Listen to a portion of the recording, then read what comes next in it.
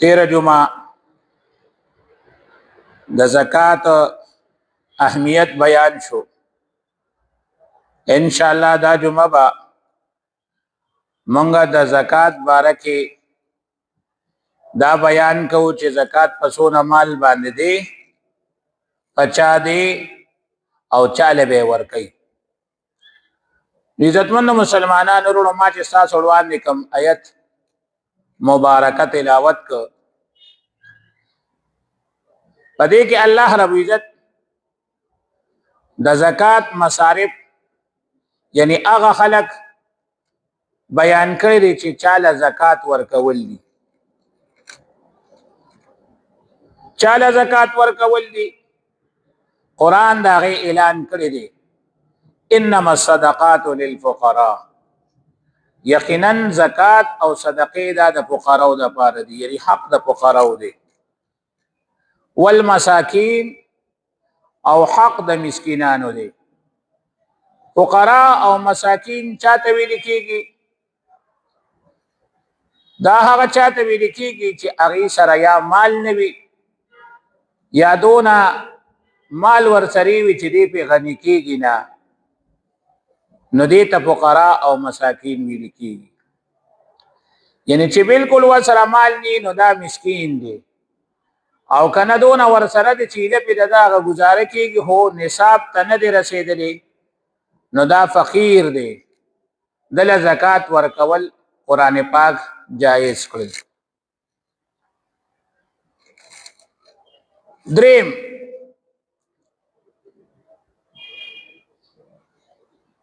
والعاملین علیها. اغه خلق له زکات مال ورکول جائز دي چې کم عمل کوون کړي په صدقات باندې. اوس پته وی چیرې دا خو نه پیژنو دا سوکتی، نو دا نن سبا مونږ ځکه نه پیژنو چې نن سبا دا خلق شته دي نه. دا د رسول الله مبارک په زمانه کې هغه خلقو چې د سرکار د طرف نه به مقررو،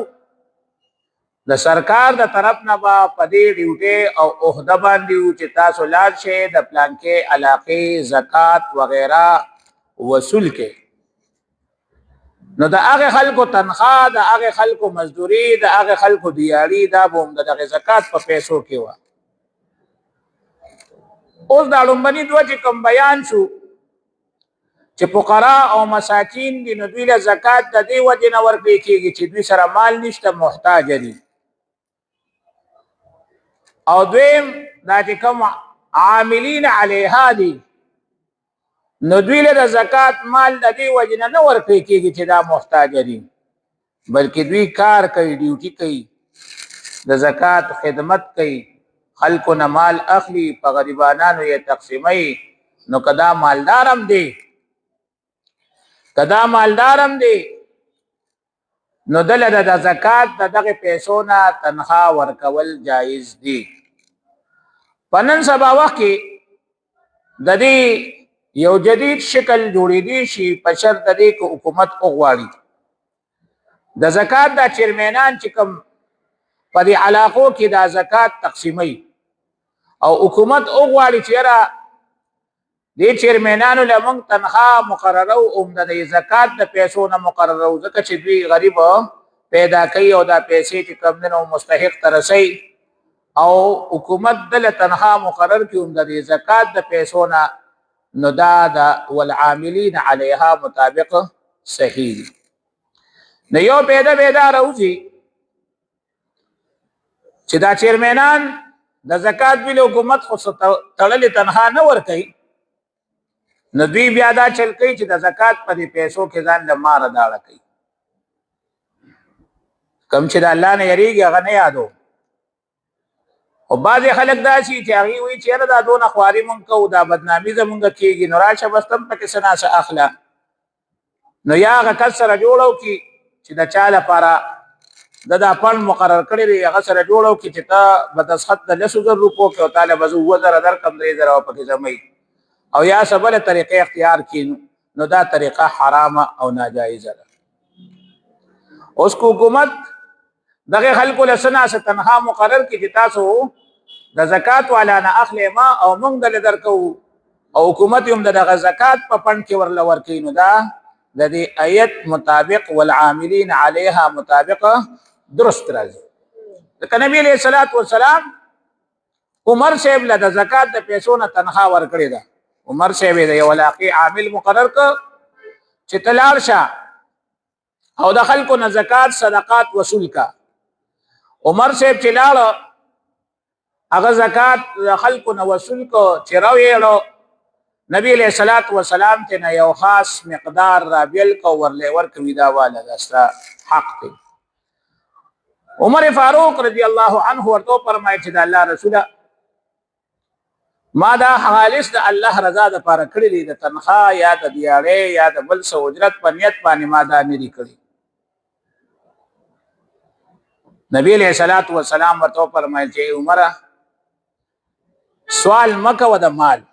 او کسب دلدا زړه د خوشاله نه درکې نو هغه اخلا یا په ځان له ضرورت پورا کو کستا ضرورت ورته دي نو تی بل ورک صدقه کنه د صدقې ثواب کو بدیوش خدا واخلا. نو عمر صاحب هغه پیسې واغشت حالانکه عمر صاحب سره محتاج او فقیر نه و خو بیا نبی علیہ الصلوۃ والسلام عمره د زکات پیسو کې هغه تنخوا او دیاړي او مزدوري دا ورکړه. نو دینه دا معلومیږي چې څوک د زکات وصولې بارکه لګي او هغه زکات وصولې د خلکو نو به غریبانو باندې تقسیمي او حکومت اغیلا تنخوا ورکین دا والعاملین علیها کرازی.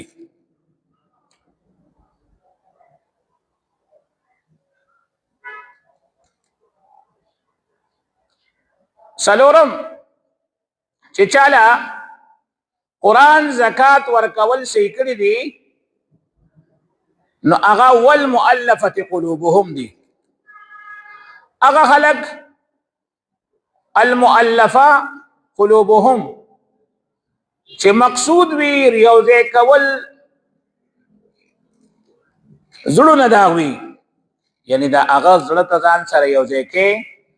چې دې تاسو سره ملګری وي او ستا ملګرتیا پرې نګدي یا دا هغه ته زړه ځان ته مایل کې دي د پاره چې دا مضر دي ضرري دي چې دل سور کم چې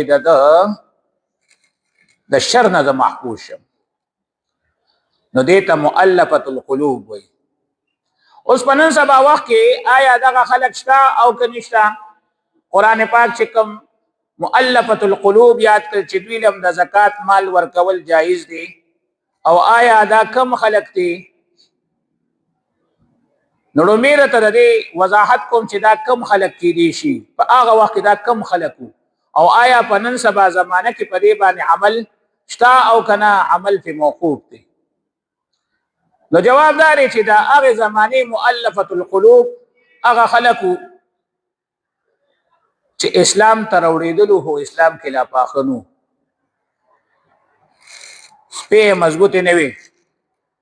نبی علیہ الصلوۃ والسلام اغیله د زکات وغیرہ مال ورکو دي لپاره چې دی اسلام کې زړه ولګي. لکه صفوان ابن امیہ رضی الله عنه دیلا مسلمان نو یا بعضی روایتو کې راځي چې مسلمان او بس تازه نو نبی علیہ الصلوۃ والسلام ولد حنین په مال غنیمت کې دونه غړي چيله او دونه صحابي ورکل چې وی د غرونو منځ ته ډکېدو. هغه باندې انصار ګیله مکړه د رسول الله مبارک نه چې مستحق مونږ وو تاسو مال ټول دل ورکو. نبی علیہ السلام د هغه ګیله وضاحت ورتدا شو وکړه چې زه چاله مال ورکوم نو دا غیر مطلب نه چې دا سړی ماته ډیر محبوب دی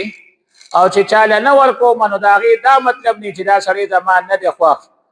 بلکې زه د اعمال د دې وجه نه ورکوم انما اتالفهم زه صرف د دوی د اجرو نه ځان ته یو ځای کوم ځکه باید سړی داسې چې څوله ورکې خو د سره مینې وي او چې ولا څه نه ورکې نو مینې نه د دې دپاره ورکوم.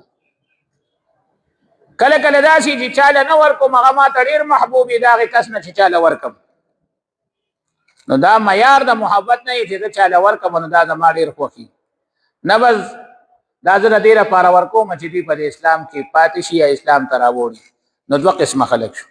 یو دا چې اسلام ته راوړېدلې وي او ته مضبوطول غواړي، یا دا چې اسلام ته راوړېدل غواړي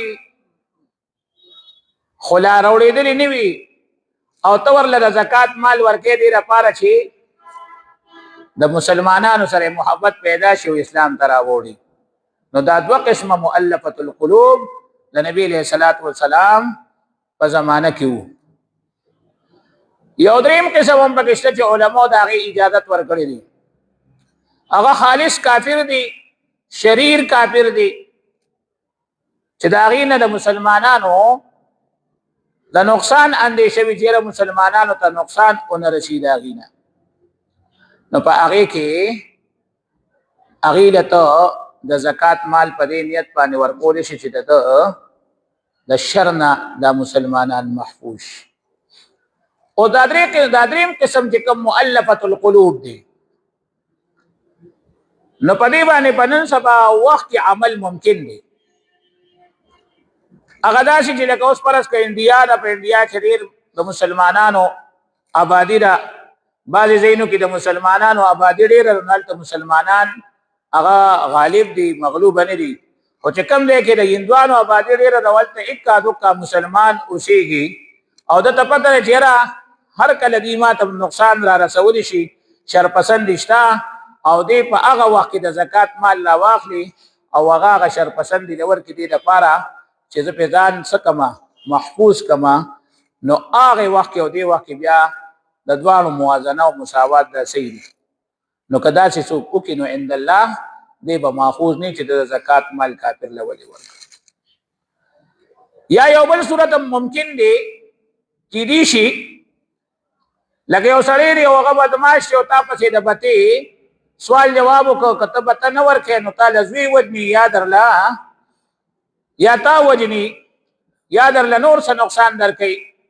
او ته ووایي چې ما سره خو نورې پیسې نشته، راشه د زکات دا پیسې ورله ورکړه. نو هغه باندې خو مردارې دي دغه پیسې، خو تا له ورکول جایز دي ځکه چې څه ته د هغه د شر نه ځان محفوظ کول غواړي. او بل دا چې که ته وایې چې یاره دا غریب نه دی نو که په نیت د غریبوالي ورله ورکې نو هم دغه نقطه پکې لګي. ته دا هم ویلی شي چې دا غریب دی، ته دا هم ویلی شي چې دا محتاج دی. ولې د ټول مال پردی دی، حرام دی، ناجایز دی، د سره خپل مال شته دی نه، دا محتاج دی. که دی خپل دا مال هغه مستحقینو له ورکول شروع کړي چې د چا نه اخیستی دی او په ناجایز دی ترېنه خوړلی نو د سره 1 روپۍ هم نه پاتې کېږي. نو دی غریب او محتاج هم دی، دل هم ته چې کوم نو څه ورکولی شي. که ته دا غواړې چې یاره زه د شر نه ځان محفوظ کول غواړم نو دا په مؤلفه القلوب کې راځي، امکان شته، گنجایش دا شته. خو بیا هم که تاسو دا چې صورت کې دا آپشن استعمالول غواړئ نو یو ماهر مفتي سره په دې کې کښېنئ او مشوره به ترېنه اخلئ چې هغه تاسو له مشوره درکړي چې او دې وخت کې دې مستحق دی ته ورکولی شي یا نه شي ورکولی. فی الحال بلا ته ډایرکټ په دې عمل نه کوي.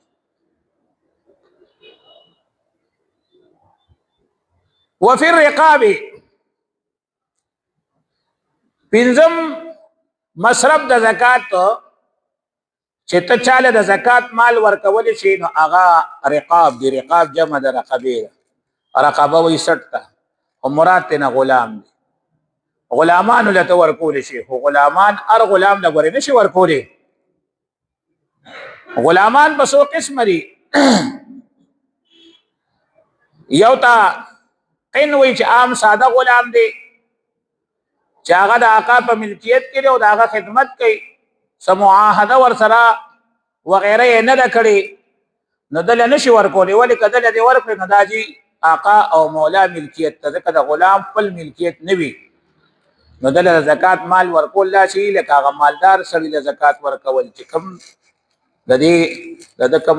مالک او مولا دی نو ورکول جایز نه دي.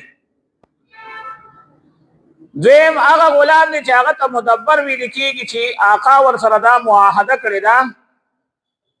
چې زما د مرګ نه پس پته آزاد دی، نو دلم که د مال د زکات ورکړه نو دا مولا لذي، ځکه د خپل مال ملکیت په مال باندې د ملکیت نه راځي. د دا وجود او د مال د هر یو شی دا د مولا دی. نو دلم ورکول جایز نه دي ځکه چې مولا لدی او مولا به مالداري کیدی شي ځکه چې غلام مسله دی خو الړي مالدار دي. دریم هغه غلام دی چې هغه ته مکاتب ویل کیږي. مکاتب هغه غلام دی چې آقا او مولا ور سره معاهده کړی ده، یو خاص لیمټ یې ورته یاد کړی دی او یو خاص وخت یې ورته یاد کړی چې په دونه وخت کې کتا دونه پیسې مثلا 10 لک روپۍ ورته یاد کړی دی او 3 کال ورته یاد کړی دی چې 3 کال کې تا ماته 10 لک روپۍ برابر کړي نو ته آزاد او هغه ور سره معاهده باندې دستخط کړی اقرار کړی دی. اوس دا غلام دا مکاتب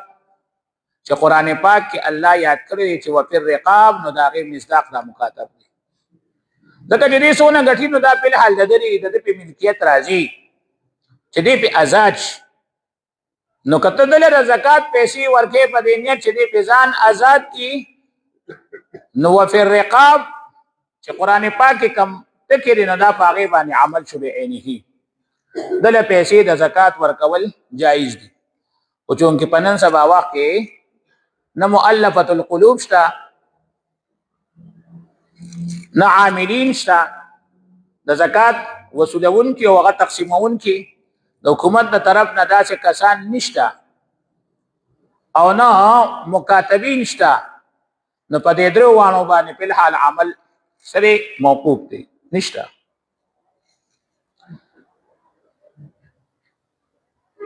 شپږم والغارمین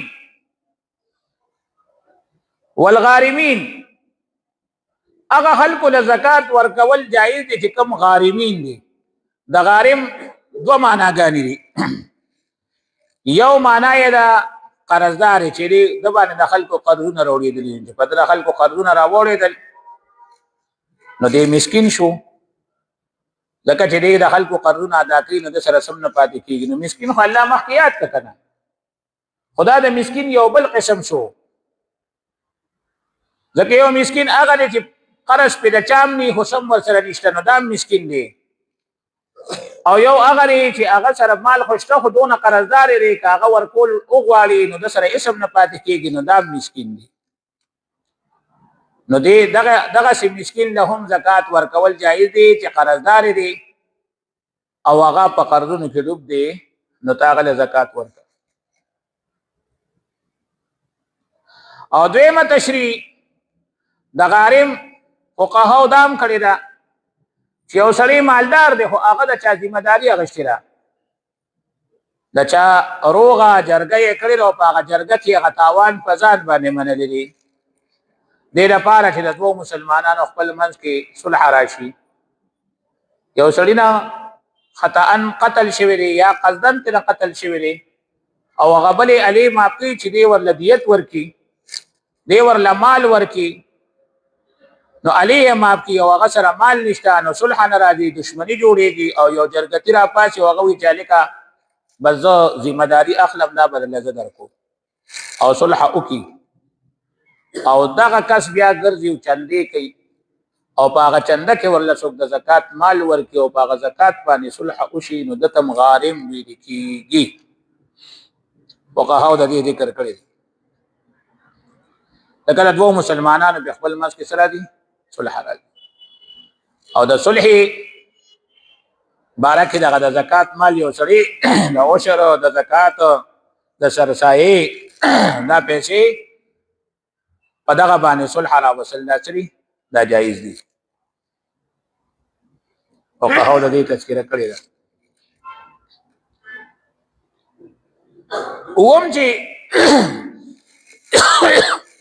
اوم چې قران کې کوم لفظ ذکر شوی دی هغه دی وفي سبيل الله. وفي سبيل الله دا الله په لار کې کم سړی لګیا دی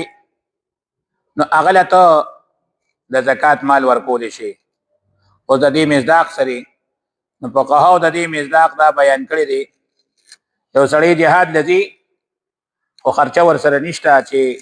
دې په توروالی یا په اسوالی یا په بلس د جهاد اوزار آلات وغیرہ واخلي او دې په جهاد لاله شي او د سره د هغې انتظام او بندوبست نه کېږي او ته د زکات پیسې ورکې او په هغه د زکات په هغې پیسو باندې دی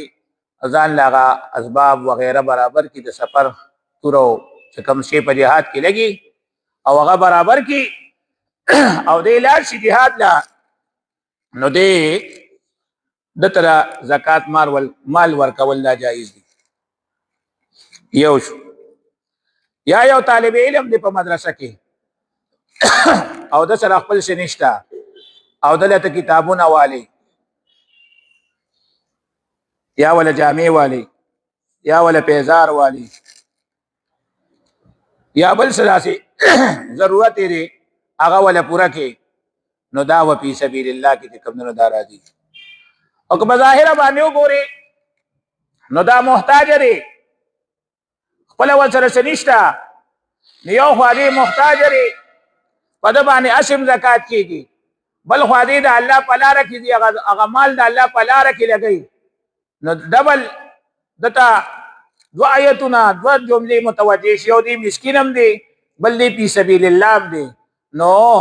دله د زکات مال ورکول چې کوم نه سړي دا جایز دي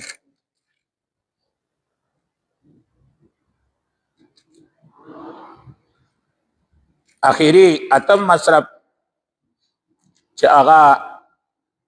زکات مصرف الله قرآن کې بیان کړی هغه دی ابن السبیل ابن السبیل چاته وي ابن وی زوی ته سبیل وی لارې ته د لارې زوی مراد نه مسافر دی یو سړی مسافر دی او دی د خپل علاقې نه بهر دی هو د سره خرچه ختم شوه په کلي کې د سره پیسې شته مال ور سره شته خو دلته اوس د سره خرچه ختم شوه یا ترنه چاجیب وو یا ترنه مال رک شو هر څه چې وشو خو دی فلحال محتاج شو دلته ورکول شي او دلته زکات مال ورکول شي د باندې زکات مال در پاره اخیستل سری دا جایز دي اگر چې فقهاو پکې دا هیله لیکلې ده چې دې دا شیو کې چې دې چا نه قرض والی نور خو جایز دي که اخلي نو اخیستي شي او کدی وی چیرې د ما سره مال شته پکې کې شته صرف خپل مال ته ورسمه نو ډېرې کوشش وکړي چې دې د زکات مال وانخلي ډېرې قرض د چا نه واخلي او ورته وي چې دا به زه تا ته واپس کوم نن سبا وخت کې په خیر دا صورت نه پیښیږي چې یو سړي سره خرچه ختم شي نو دې کور ته اطلاع کولی شي چې پیسې راپسې راولېږه نو لوټونه لېږل نن سبا نشته بس صرف هلته چېرته یو دوکاندار له وتلل دي او ایزي پیسه یا جیس کیش یا د دنیا نور سهولیات دي په هغه طریقه باندې څه کا پیسې لېږل دا لېږل اسان دي نو دغه آپشن نن سبا شته او که بیا هم یو سړي سره دا آپشن نی کور سره رابطه نه کېږي سیګنل یې خراب وي یا څه بل څه مسله ده د ده رابطه کور کې نه کېږي نو دله یو سړی د زکات پیسې ورکوي صرف دونه چې دی په خپلې علاقې ته او خپل کلي ته ځان ورسوي نو دا د لپاره جایز دي څو مصرفه شو اته